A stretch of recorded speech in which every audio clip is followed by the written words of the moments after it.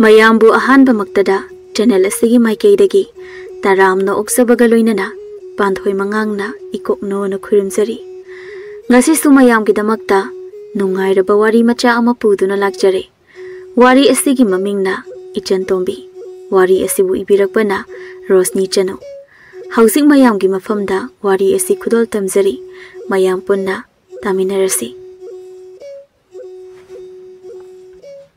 Talamu Thabak halakpa khara thengkhiduna numit mayum changkhibana hankhre Talamu lambi aduda matom to murum sonduna lai ingbane numit sisu mayum changkhre pumam mami tawisi lambi sisu mi ko ba ma tek jate ai di on thok na tandorida asigi boroi pambi ezilna la jakani khanda mi na kai no yam haina bane ba Som da su Talamuna lakliba adu ubada Echantombi gi thawaina uraduna matom ta haise Karino asigi nupa sibu sum yaw yoksilakti mi aina di somda ma hek yoksilakbaga mamang de hekta dreng ana songthoke tawraga moli sum chat leimi nate mai sibu mathi ga phaininga jalo Som da su Talamu tapna chatlasu yawdaba yararoidaba boroi pambi du yoksilai Man hek yawrakpaga but khongnembina boroi pambi marumdagi Dreng Kaino nang ngasai-dagi aduk tapna chalida Nang ngaibada aidi amukasu sige tawrini Hoi ma aisine kanano nangbo Haima Kaigino nangna aduk thina khangidubo Nate aibu kai oina ururage nangna Kadaidagi nangdi boroi marumsidagi dreng ana chongthore kanana kiroidino Nate adu nangbo kanano nupi sumali nungdang sida kaidoromino sida nangbo Ho adu bro aidine lambi sida amam athengda mayumda halakba mi ki hange na ngairamine is nangore nahan kai lekai miyam sina boroi makhongda buthoe haiside adumai tawno mayam changdana pharaga naru koksani na chala nayumda Inkhra kansida mayumda irenjana leigidi haidruga mi ki hanba kainaga pi khupikduga Talamu gi wata du dai Echantombi du peri Sibo ina tawningdana tawba manbra Aisu noi dawna mayam puna laimina ningini khangabo Yadabaini aina sida leiramise Is yadabaini kainaga chalan he masi kanagi macha masuno ai chatini masa chalan he Echantombi do Talamu gi waduda matomta khanjai Kaino sina pasiba ai se butne sima khangdaba jalo natraga mai sibu moi taibung mi oibagi hongnabi khangsin na drijalo asi khandana Echantombi Talamu gi manakta khara sangsinduna mamit arauba ani dune narum yona segairaba makhya tune akiba phibam kairaba sakphamda nokmi tawduna chatloi Aidi sung chatloi Mapham se thadukduna aidi chatloi Aina tawribase Bhut ama oibagi Tawfam thokpa ithau ne Asi haiduna sakpham kairba mamai adu sum naksilai Talamu madi Echantombi gi masaktu ubada wangang busungamda makhong thangduna chen busungamda akibana hemankhibana mamit mana ngorong ankhakhiduna mayagadu kongol kaduna wanthakre magi mataw aduda Echantombi na Tamna babau hauji wanthaki bana hale Nate taibang mi oiba moina ai hek ubaga khap chingaga khara wantha phi khara mangsin ai jibu kayam thira janu moina ai hek ubaga hek ta wanthai jibo simasu aina ki halubagi nong andi fawba aina sangba taraba pihelabani aidi but ko oijaning de oiba mathong saba mi amate hek lakteba Mathangi namiki nongalakpa matamdani ayu anganbada thabuk chatpa tholakpa mi kharana boroi makhongda mi ama taraga leibadu ubada changsinduna tondangna sidi makharonggi tolumudu natro naubana mane kaino madi sida kadoriba nate lambi meya sida phaira leijibu mai jibu hidaka ngauraga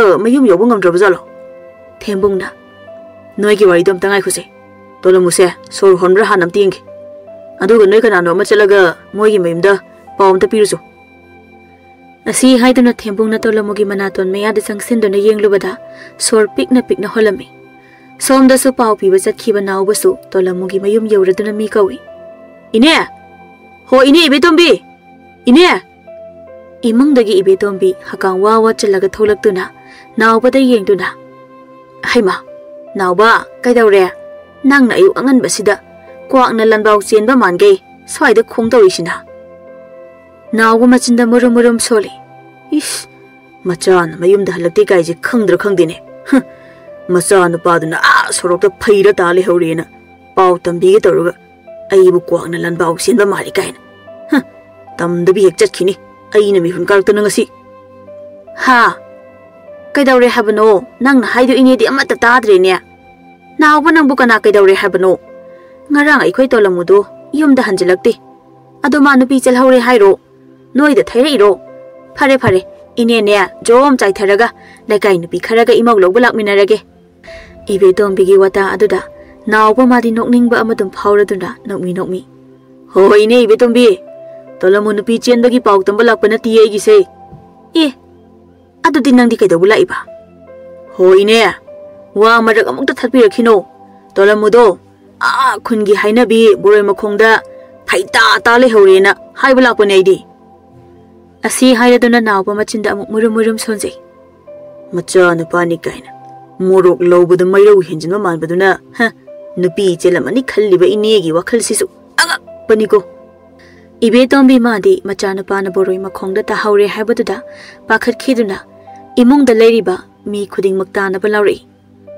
Ho makhoi mapa! Ho makhoi mapa! Nacha nupado hainabi boroi makhongda tahaure ye. Ibe ma adombi nabungda tahaure ye amta chasi laune noibo. Haima tahadiye. Asi haiduna ibe tombi amu makhatari. Nai na pa na sa phamungda ising haijilakpadi soiroi ko ina. Asok kana laubasi tahade habanida. Noi ko noi haisini. Ai chale noi tahage da tarira. Ibunga nauba chasi law. Tumbu tomkhradi la asu taroidaba mapa masani ase. Hawdolaga kana doba nati. Law chasi. Asi haiduna naubaga ibe tombiga pori pambirom da lai. Moina lakpadadi mi su khara yamlap adum tinba horamle. Tolamu masu wakhan khara laktuna kiye haina lauduna leirami. Machagi mataw aduda ibe tombina. Ibunga imagi tolamu ibunga imane ima se somda ne imana lai se somda yengla o. Tolamu mamana leiba maikai adumda yenglakpada khangpre khangna nabi khonjel hairap mana. Ima kanano nangbo kiye nasakto hingsabi yamna male. But ai phau nangi adumaina thide ibema nasakto thimangre uda kiba ma yawi.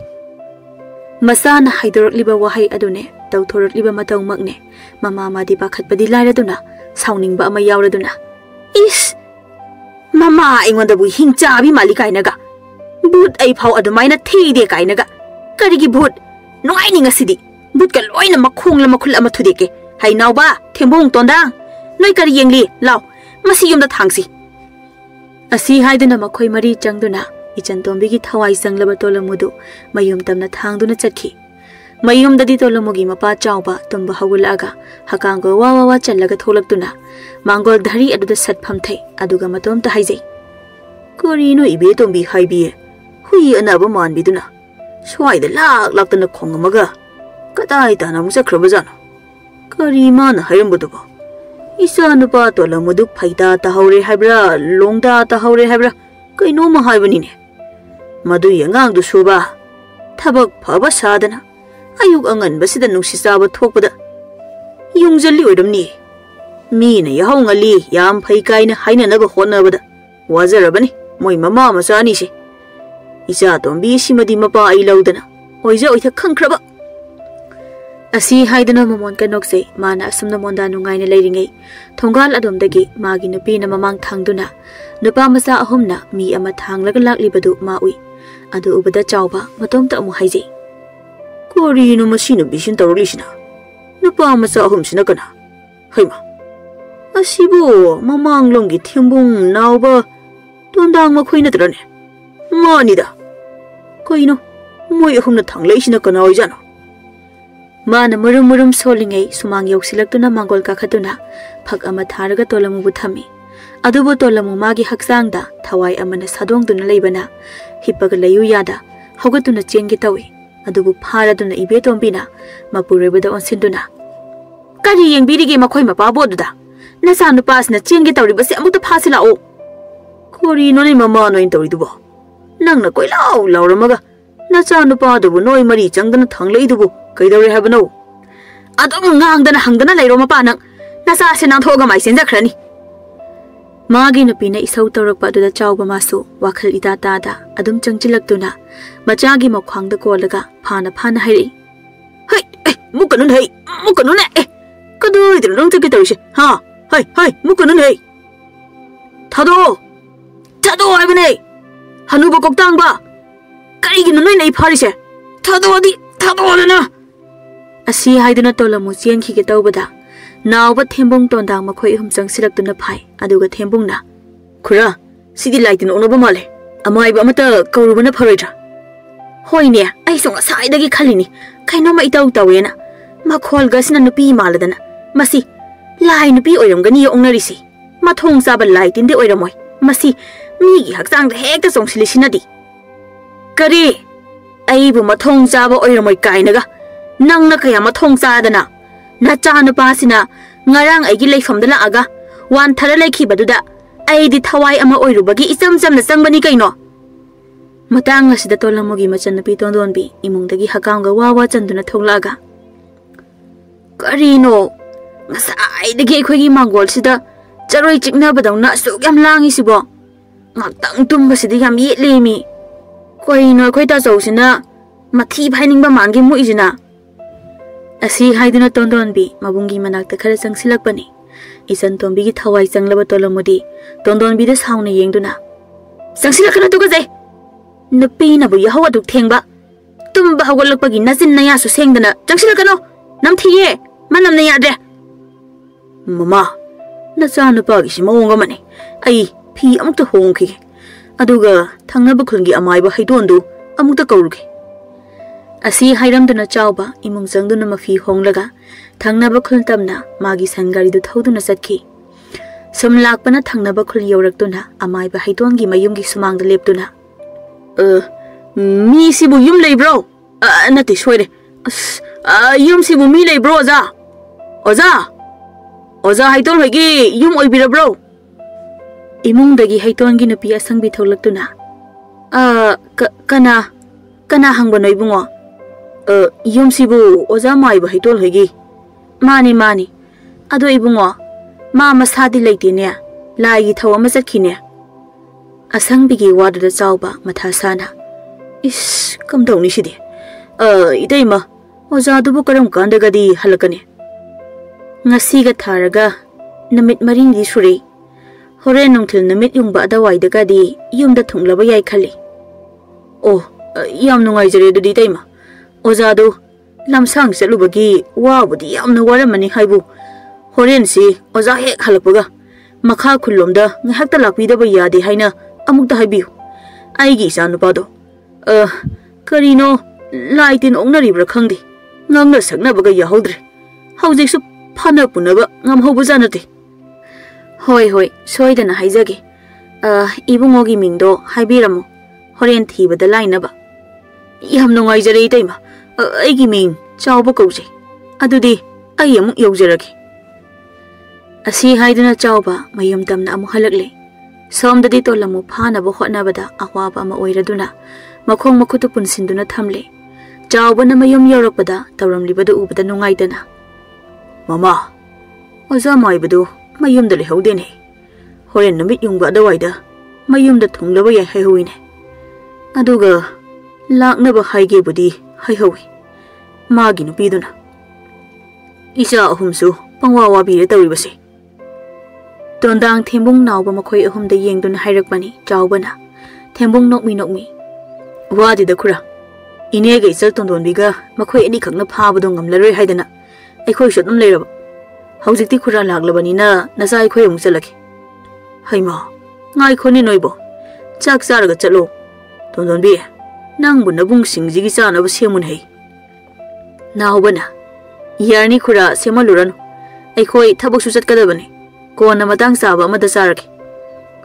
Asi hainaduna pakhatna hathu adu chatki. Makhoi ahungi mataw aduda chawbani ingangakna. Korino masigi san huran manba ahumsina hathu adu pakhatna chakrisina. Lumthara abzala. Tolamuna. Thado! Thado haibane! Ayu police yam thuna thado. Natradi aina noi loina tumna hatkani. Khangin hei. No po yemi macha. Ingna tapna ngang ba hitabra no. Amta ngai khose mapa. Nasa nupa na tiye se. Hauji angang nupa macha ahumduna pakhatna hathu adu chakribado. Asida nasara butla khangdaba ma leiribasina. Na thabak segairaga I thake. Thawai mi lauge adu tawge ada tawge panghai da haibagini. Is kori matong nuside. Hore. Horen oza maibu lakwa phawdangdi khanglasi. Mabu pulibasidi thadokpa yadi. Asi hainaduna mama mapa machal makhoi ahumdi tolamugi matawdu yenglaga kiba sumsum phawraktuna magi manakta nakna phaw changnadri. Tolamudi mabu pulibasi thado haiduna law khongba lepte. Matamna samchat khibana namitna kuktondagi khara haitharakpaga mai bahaiton chawbagi yumthi thiduna lakpana chawbu hoigi thongkanda changlei. Changlakpaga sahum ama phangi. Kori no side. Onthong kankrida. Asi haiduna haidon machinda laiwa khara sonduna akoiba aduda phu kamthokduna yumda da changlei. Mana sumang yoksilakpadadi oiramliba phibamda ubada. Kori matong no side. Oza mai boy birabra. Hoi ni mani ni. Sidi bera kadori. Ising asengba saishen ama piyo. Adugane Tairen maton ahum longba amaga piyo. Tolamu madi Echantombi gi thawaiduna poliba thoriduna thoknaba tawbada yana chikpada makhut kadu I tap ta duna leiri. Haidon madi mataw singdu ubada asumna khanjai. Kori mataw no sibo. Asuk kuina amaibagi sinphamda. Miyamgi seba taruklibasi masigumba thawdokti amuktabu udri. Mana asum khanduna leiringaida Tairen ge isinga puraktuna pirare. Dondon bina. Somda leizari oza maiba. Thamu sida. Maiba haidona Tairen manaduda laiwa khara sonjinduna isingda chuplupaga tolamuda kanduna wa hangba hore. Kanano hayo. Kari maramgino asiba thawai nangna. Masagi thawai bu namsinduna nangna sadonglibadi kari pame hayo. Ai nang hatpa pame. Ai ba phajin punsilamba makhoi bhadpa pame. Hai masimi hatpa pame kainaga. Laiwa akanba ama sonjange ko mase. Asi haiduna mai ba haidona laiwa akanba ama sonduna Tairen na phadra kalakpada Echantombi gi thawai du khangba ngamda marolon ba horakle.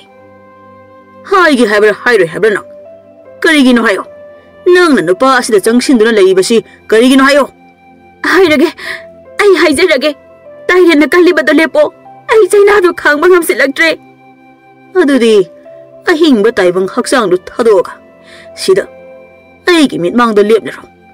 Aduga nangna taibang haksang asida changkhibagi wari du liro.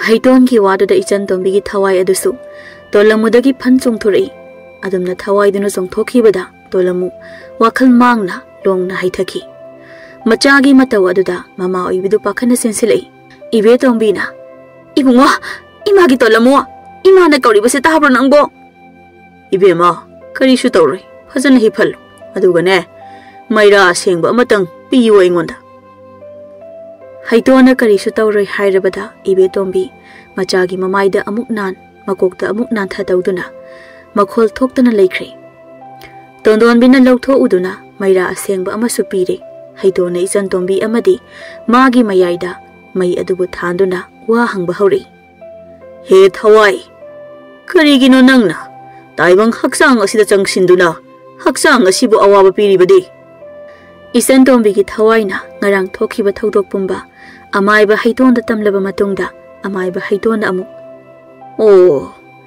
aduna takpadi nangsi yamna phattaba thawai di natene noi thawai gi hainabi sabtraneba ngasai tawramiduna aduga karigino nangna moroi makhong aduda yata aduna leiraga atheng amamda thabak hanjarakpa mida अकी अखंग पीरिबदे अहिबु अमाइबी अमना थारकपने माना अइबु खुल असिदगी हेंतोकपा ngamdनबा लाइवासु थाकी अदुनने अहिना मफम असिदा वाना चांगना लेलिबा अमाइबी कनाना थारकलिबा अदुगा करी मरमगी थारकलिबा अहि अमाइबी अदुगी ममिंगदी खंगजदे अहिगी इमातोना तानादुना थारकपने नंगी इमातोन हाइबदे नंगबु करम तौना निंगम खिद्रब थवाई ओइखिबनो मतौ करमना नंगबु मफम असिदा लाखिबा हाइबदो Marik Chumna worry Leo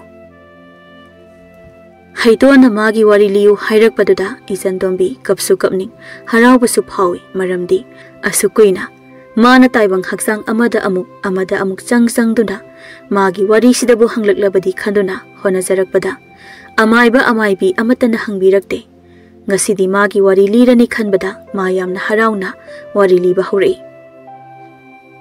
matamdo ai chahi kun ma thoi subata ngairi ai bu pokpa ima do layong khangdaba laina amana na badagi ai khoi pumna makpu thadok tu na chatki ima leitraba matung pahabana aibu yengsin bina bani haiduna ima ton ama pusilaki ima ton lakpada मागी मचानुपी अमसु यावरकी मादी चही कुन मरी सुरे अइनसु इसे कौई इमातोन अमदी इचेना अइबु युमदुगी मी ओइना खनबीदे अहिबु yum अदुदा थबक सुनब lab मिनाय अमगुम खले पाब लैरबदे अइबु याम लुना तौबी अदुगु अइखोइ पाबदे खुल खुल खुदिंग चतुना ललोनब मी ओइबना युमदा कया लैते असी हाइदना इचनतोंबी मागी हौखिबा पुंसी वरी लीबा हौरे इचनतोंबी निंगथमगे अयु अंगनबदुदा इंगबा खंगदा संथी कन्ना सारी इमुंगदगी ममा तोन चाइबी थोलक्तुना हाइ मिनाय नुबी नंगा तौरिबसे करिनो हा अइना नंगोंदा अइना हौगलकपदा जाक लोइसिलमो हाइबा नत्रो इमा तोन Nahan मखैसु थेंगना हौगलपदुदा ngasisu thengna hawgalak to malena santhi se hana sarubane loidore chai ahum tangai re si loiraga ai phathongla gi imaton kariya minai na binang nagasu ai gi tumba hawgat pa panabe abro ha ngasi na ngasi oire hayeng makai ai gi tumba hawgat pa hek panarakpada nang loire khangu hai ne khombade lan sot pina pakhum wate haibaduni bema nangi na sensidiko ai khoina ngangna baga ngambanate असी हाइदुना fate लेथोक्तुना इमुंग संगी हेक तौबगा मचानुपी केथबी थोलकपदा उबदा मचादा ओनसिंदुना Imangi केथबी हौगलकलब्रो इसाबो लाओ लाओ नमाइ नमिकता थो केथबी हकांग वा चंदुना याम तन्ना इमा अखोइ चाक लोइख्रबो आइदि चाक लामबना याद्रे कदाइदगी चाकनो तु ngसाइदगी चाक थोंगो हाइरमलिबने माना थोकपा अमा मना असे तासनदा संथि सै सा लेइसेनि माना लोइरबा कांदा थोंगनी मा लामदे हाइदना अंगांग थुटलाउबसिना अदुमना हाइरगा इमाना दुमाइन लेइनिने असी हाइदना केथबी इचनतोंबी दोन सिलक्तुना हे नंग केदरिगे दुदा नंगे थबकतो कोना तौ चाकसी हाना लोइसिलुला इचे लोइदौरे अमखक ngaire si loiraga ai sesa thongake adu natradi sisu horen kang horoye aina haisina ngonda natro chak thonglaw haiba ai sak lame haiba adu aidana sin khumaga leyu haiba natiye adu maina tawana nai nama asibaduna takpiram bro kari angang no khangdiba kita nungsi gi tawbase hekta yaroiba aina iru boloirakpada chak loiramdraba nang kai dogi yang ima changasilo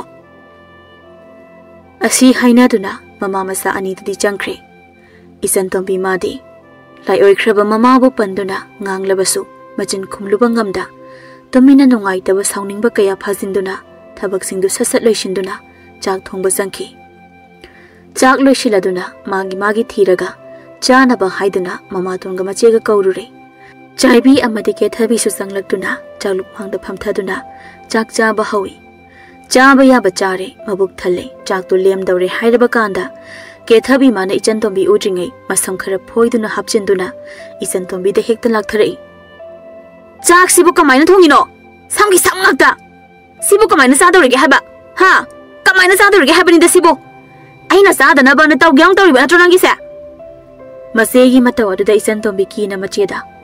Natiye ije. Aina tauba natiye. Ai khanghaudre ije. Ai tasengna uhawdabane. Khange yare. Nangdi akhoi ima isa se kamai tawdana sang pizaroi sikena khaliba natro. Echantombi na khumba nangdringaida chaibi haibi sagol manbiduna asum arandi khangdana machagi misangda chongthoroktuna Echantombi da tawromgani mase yam pharidoriba masani aikhoina khara ngang chei tawbasida nangdi tharum tawdana leirijani ne kayambudi pharuni haige leina pakpi mathong maram khangdaba leina nabiduna poklamba masana bo sikhron he nangso nama asibadugi matung inkro ngamdre miriam thakpa ngamdre kana basuna taba asi haiduna Echantombi bu mama macha changduna phubirami ke thabi Echantombi gi masam phoina phuzalo ima masigi angang se phuzalo angang mingam bise mana ngami ba haibu ngarang su ising sokpa thokminaraga nupa na egi tungda inarakpado mana irang ga toksindana nupa dana mangondo ina wari sakhrini ne kariya magumi minnai no binaso aigi isada laknarakpa nupa ga munba matik nate hai siro ne chaba tingnaba leibo intawadana siro asi haiduna Echantombi bu mama machana makhutpe na phubirami ke thabi masu masaktuna lai hingsabi manbagi nupana lakna birakte haibadi khanda Echantombi ne irang haujilibani haiduna phubiri Echantombi khumba sungamda chaina do khangjari phuba yaba phuramaga makhutpe le hairaba kanda thoki mama masado mogi kada changlaktuna wari sari ke thabina ima haujiki sakta samyawe habado manbra mali aseng bana tradubo kadai degi aseng bana da ima jahakto puk thallaba adagi ngarang su ibani sing sokpa chatminare aduga pakhang kharana engonda di lakna dradana angang masa pe lawi mangonda minga hangdana adugi sauning lebaga mapa sanabagi phudabani da ima nang joibi ma aigi sani habadan nopte he tawgadamni mase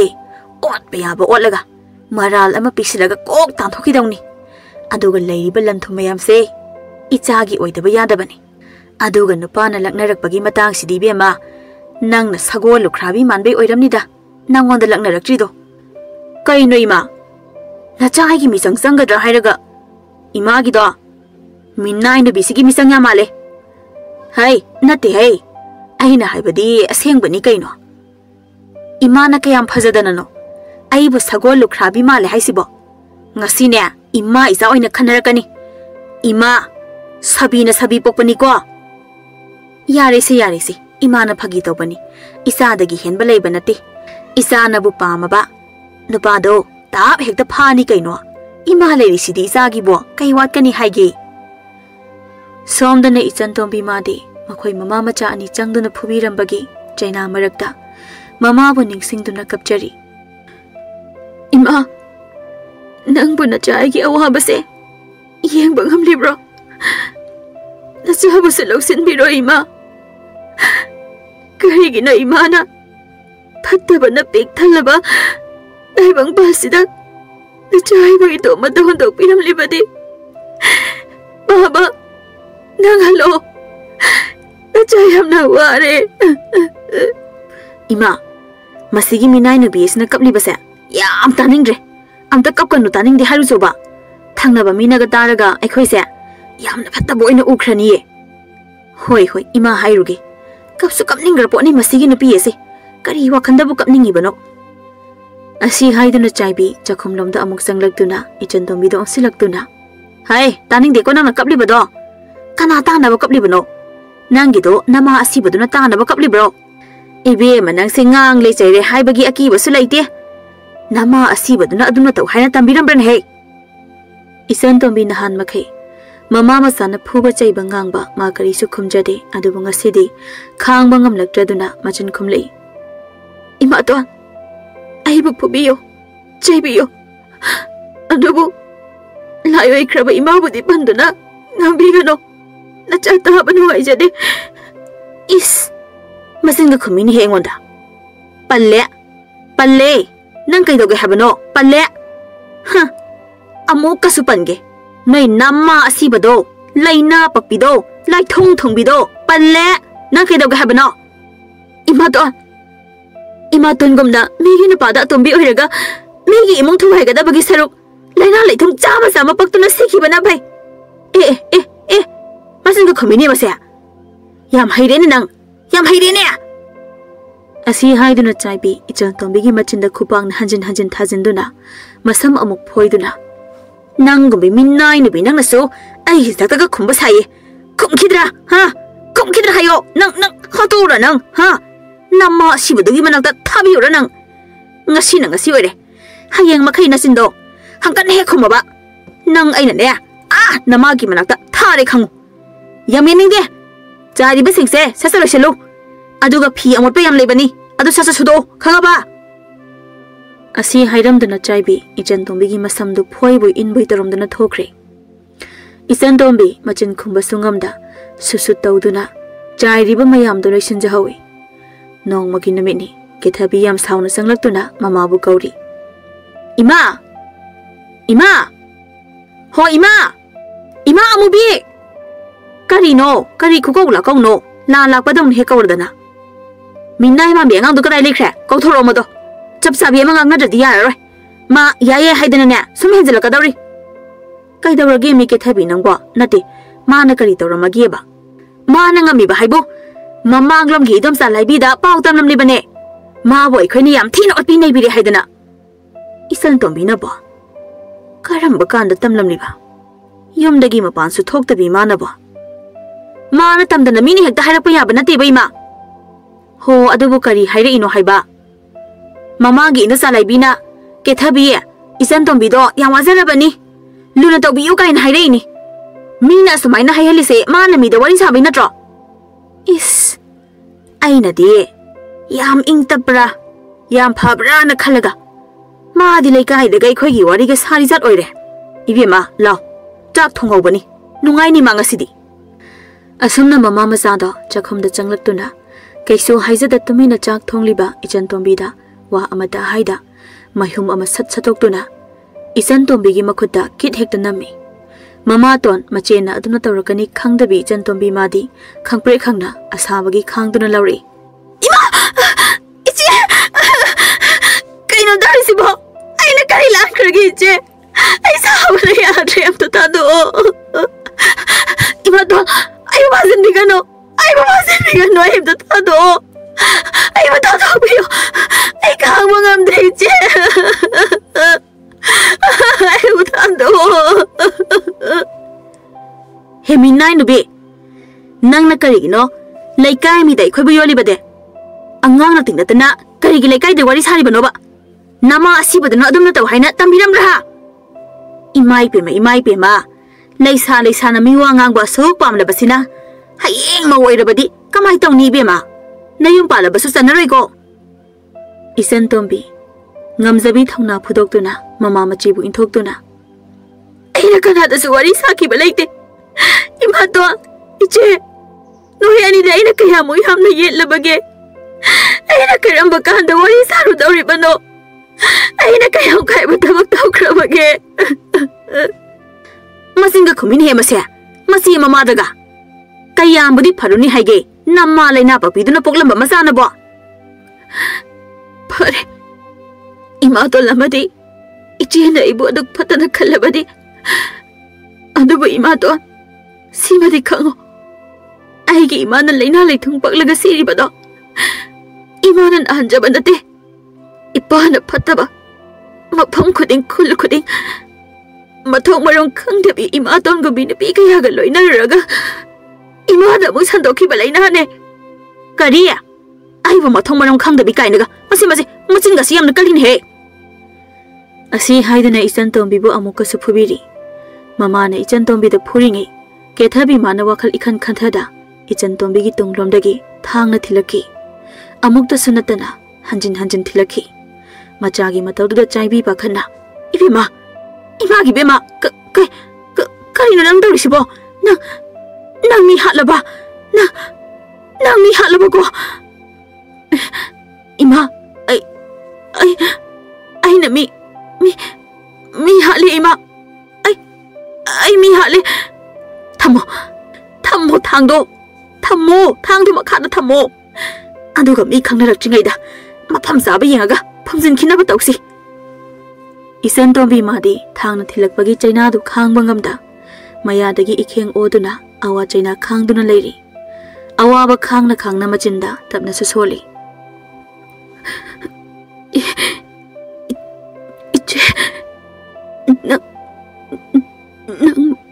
nang magna nanaubu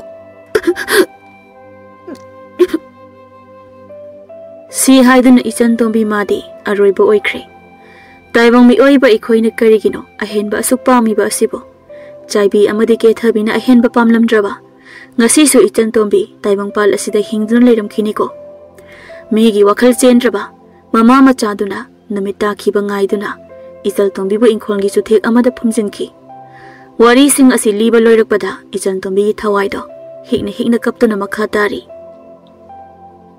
ima tolamade ichena Aigini haiba itaw ingam amata pangthok pidabana ai ningamdraba thawai amoina hingkhola da leki adubu makhoida karisu tawbadi aingam khidi maramdi makhoina amaibi amatanaduna aina sokpa ngamdana bohonaki moigi masada sokpa ngamdrabasu ai makhoida aki akhang pibadi lepkhide Masida ichega imatongana amaibi aduga amuktanaduna arigi thawaibu thamaiduna khalsigi boroi makhongdagi henba ngamdana batawiki adubu ngara ibungsina wakhal manglingai aina ibungsigi haksangda changkhibana mafamsi yorakpa ngamjakhibani Echantombi gi wadu taraga amaiba haidona nungaitana wa makha tarai adudi nupi masa nangna hojik pamliba si karino nangi imato namadi nasiyada laman khumba pamlibra pamte aidi laman khumba pamjade aina hojik pu moida laman khumlaga aigi thawai se amuk halakpa yagada basu leitre aduna hojik aina pamliba se aigi paabada aigi wari pumba khanganduna aigi mathau magam pangthok biba aibu lairam lenda yohan biba si khaktane aina hojik pamjaba phari adudi nangi apambado aina tawrage aina nangi nateng panglage hairo nangi khul amadi nangi paabagi mingna kari kauba ai thangnaba khul khun khadagini aigi paabagi mingna tonau kawi aikhoi khunda lalonba tonau haina khangnabani ngasai dagi wari taramba chawba matang isa sadana wawa kapthori aidi yadeba nungai deba wari tahaba se yadeba naton dagi pi hekta tareba taning de he karino thawai ngak tang nungai deba se nungai tabanga khangandeba adudi tada kamdawni napi masa sigi wari si tabada yam nungaiti magi mama atombi do hatokningba ama phaweba sumdawro si bema aikhoi loina chalasi aduga napi masa sigi mapada wari liduna khangalasi aduga napi masa sigi mathomangam sei pangthokpirasi ibe tombina hoi hoi tada aduna pharani ibe matondonbi nang nabungsi yengamuko ngamjaroi ngasai ge dumai tawradi ahi tomta kamaina sena doinoima haitona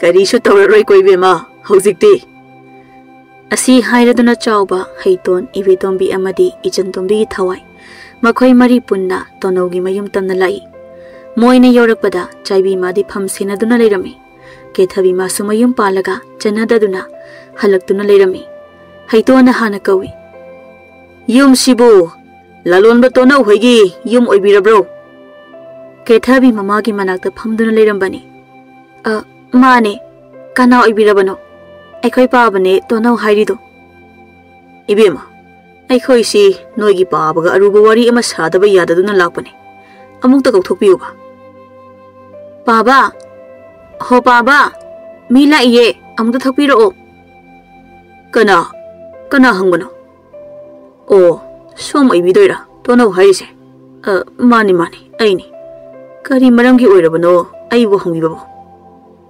Echantombi hairibasi songi isaniko. Echantombi palakpada mapadu harauna pakhatsu pakhatna. Mane. Aigi isanupini Echantombi hairibado. Mabu kadaida leibage. Ichagi masak uraktaba chahi 3 henkre. Aigi isado kadaida leibage. Mapa aingonda amta takpiyu.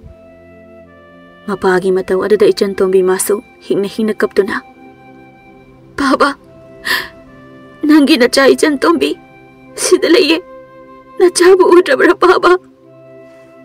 Kapsabatani mapa oiba manadi tabiba ubibadi nate. Haiton wa makhatari. Ibungo hain hekta kauge ko ibungo. Ai khoina laklibasi sundobani. Ibungo gi isa nupi Echantombi do. Si haiduna thokraba haukraba wari pumba tonau gi mafamda liraklami. Wari singa do tabada tonau pendana. Mane. Mapa aina oktaba oirubana. Ichabu maraibak thikanbane. Ai muk matik chadaba mapa asibu ngasigi taibang ngasida leiram khigadrane. Kapna tonau magi nupi atombi chaibida amu onsinduna. He nupi masi pumnamak sin nanggi longnam langda thajaruba aigi iralne. Nangbu ai ichadu mayum pankre.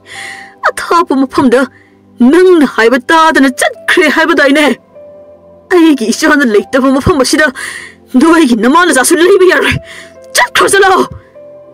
Asi haiduna tonau magi nupi atombibu nari haiba kauduna mamai mamit khangda thajinki. Kithabi mapabu khamduna. Baba, kaina tawiribasibo. Tawasi baba. Imana Echantombi haiba natiye. Aina hatpane. Machi aina inabu minuksit lektana thangna thinduna hakhibane. Tawasi baba. Imagi matause ai yengba ngamdri baba. Matang asida chawbana matang isa chada magi tan kaibadu amuk tawri. Yareda. Nahan ke warakadaba matamdana waraktraga. Haujing matam helaba kanda waraklibadu yengningdre. Adui sharu isa Echantombigi mathau mangam pangthokpinaba tawsi. Chawbagi wadra tonau ikaibasu phawi adubu mara leiraba mi ama oibana karibu hairuni. Echantombi bu phungkhiba mafamada kethabida takhanduna mafamadu tawthoktuna Echantombigi saru machet leirambadu lawthoktuna Echantombi magi mathau mangam pangthokpikhi. Mi da lanjadabi kaijadabi Echantombi madi lairam lenda ingna tikna leikhi. Adubu migi wakhal chendraba mama macha adudi tonauna yumda leiba yaroi haina tanthoraktuna leifam leita sagi wakhal chenbana umang wamangda saidangduna leikhi. Tonau masanaha oiringai tawkhiba phattaba mayam aduna phattabagi mahai phangduna wana chakna lenkhi. Taibang mi oiba ekhoise ahenba yamna pami. Sibada pubasu yararoidaba lanthum kharagidamak mama mapa machan manau masak khangnade. Hinglingai arai leita tathokta sin tawduna araiba kharana penthokna hingbasibu kayamuk yamna kaibage. Ahenbada pamlubi chaibi amadi kethabi makhoi anigi punsigum saidangbi haibadu oidanaba ahenba thibagi mahut migi nungaibada kalakmi haubagi mahut araiba kharana penthokna harau harauna leiminasi.